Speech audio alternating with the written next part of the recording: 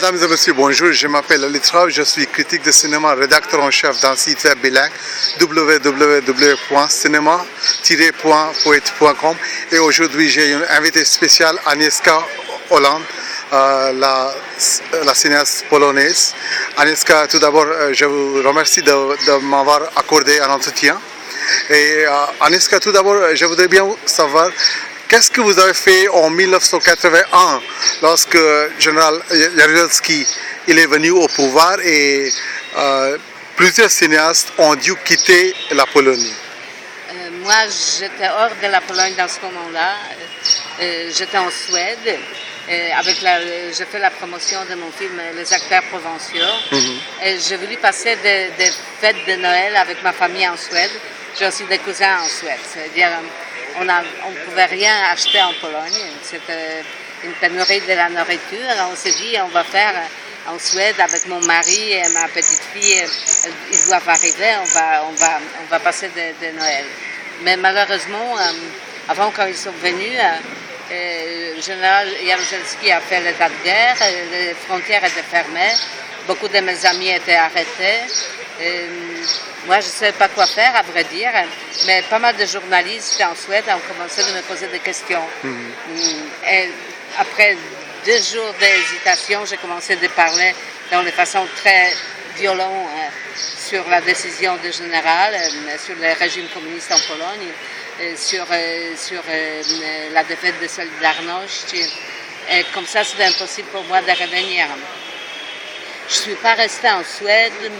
Je suis allée en France où il y avait un grand mouvement de support pour Solidarność et le comité étranger de Solidarność. J'ai commencé à m'occuper de faire des meetings.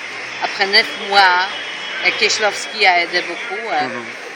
Ma fille m'a joint en France et depuis j'ai vécu en France pendant 10 ans. Après, je me suis déplacée vers les États-Unis, mais je toujours garde avec la France des attaches. J'ai une maison là-bas et je travaille là-bas beaucoup. Ok, j'ai un autre ami, le cinéaste Bugajski, qui a eu le même sort. Il est allé au Canada et là il était actif. Il a fait tourner plusieurs téléfilms. Alors je voudrais bien vous poser ma deuxième question. Comment étiez-vous actif en France? Est-ce que vous avez tourné en France et qu'est-ce que vous avez travaillé en tant que cinéaste? La France était difficile, c'est-à-dire ça avait l'air d'être ouvert, mais en même temps ça n'était pas. Oui. J'ai fait d'abord un short pour la télévision française. Et après, un court-métrage? Oui. Ok. Et après, j'avais 2 ou 3 projets qui finalement ne se sont pas faits. Et je suis allée en Allemagne et là-bas, j'avais la chance de faire un film Angry Harvest, Amer Récolte. Bitter Enter. Qui est un film très bon marché. Ouais. Tourné dans des conditions très difficiles, mais en même temps, il avait quelque chose qui a passé le message vers le monde. Le film avait plusieurs prix au festival, il était montré au festival de New York et finalement était nommé aux Oscars, présenté par l'Allemagne, nommé aux Oscars comme le meilleur film étranger. Et après, c'était plus facile. Ce film-là m'a ouvert des portes. En France, j'ai fait To Kill a Priest, qui était financé par Columbia Pictures en partie. J'ai fait Olivier, Europa. Oui. Et c'est qu'après Europa, qui avait un succès international, et très grand succès aux États-Unis, était aussi nommé aux Oscars, gagné Golden Globe, etc., tous les prix de la critique, et avait très bons scores dans le box-office, que j'ai commencé à recevoir beaucoup de propositions de la part des Américaines. J'ai fait quelques films en Amérique. J'ai fait aussi quelque chose pour la télévision de câble, HBO, ce qui était très intéressant parce que finalement, ils étaient plus ouverts et plus inventives que Hollywood, qui a commencé vraiment à être un peu sclérotique. Okay. Et pendant ce masterclass qu'on a eu avec vous et M. Petričky, on a posé plusieurs questions sur les cinéastes avec lesquels vous avez travaillé, par lesquels vous avez été influencé. Mais je crois qu'on a oublié un grand nom, de celui de Wanda Jakubowska, ostatnia étape. Est-ce que vous avez été influencé par Vous Jakubowska. savez, c'est un personnage très intéressant. Elle était communiste avant la guerre, elle a passé la guerre à Auschwitz. Oui, Et après, elle était toujours très croyante communiste, même stalinienne. oui, Elle est restée un peu comme ça jusqu'à la fin de ses jours. oui. Et ça, elle a collaboré avec le régime. Hein. Elle a fait ce film, la dernière étape sur Auschwitz, qui est un film exemplaire et qui est fait juste après la guerre, ça veut dire que c'était très authentique. Mais elle était haïe par beaucoup de cinéastes comme quelqu'un qui est collaborateur avec le régime. En même temps, elle a enseigné dans l'école de cinéma. Elle était très supportive, par exemple, de Kieślowski. Et finalement, moi, je pense que c'était quelqu'un de très bien, mais elle n'a pas trouvé...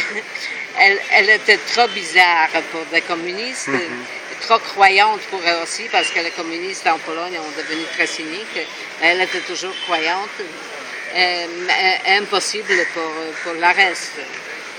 Moi, je la connaissais très mal, parce que je n'avais jamais vraiment les relations avec elle, mais à certains moments, j'ai commencé à parler d'elle à plusieurs directeurs de festivals, et grâce à moi, à la fin de sa vie, elle a commencé à faire des tours du monde avec les dernières étapes, et ça, elle a finalement eu la reconnaissance qu'elle a méritée à ce roman.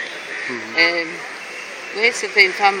Dans un moment, j'avais un projet de faire des films sur des destins de femmes cinéastes pendant la guerre et après la guerre, Leni Riefenstahl et Wanda Jakubowska. Je pense que ça peut être très intéressant comme film. Oui, bien sûr, parce que les deux, elles étaient des femmes vraiment talentueuses et aussi controversées.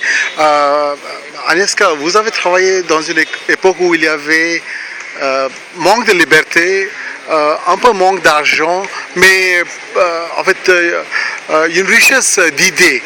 Alors maintenant, il n'y a pas manque d'argent ni manque d'idées, mais comment vous voyez en fait le fait de travailler entre deux époques différentes? C'est plus difficile dans un certain sens aujourd'hui, ça veut dire que c'est plus facile de faire des films parce qu'il y a beaucoup de moyens, mais c'est plus difficile de faire des films d'auteur. Et assurément, c'est plus difficile de faire des films controversés ou expérimentaux.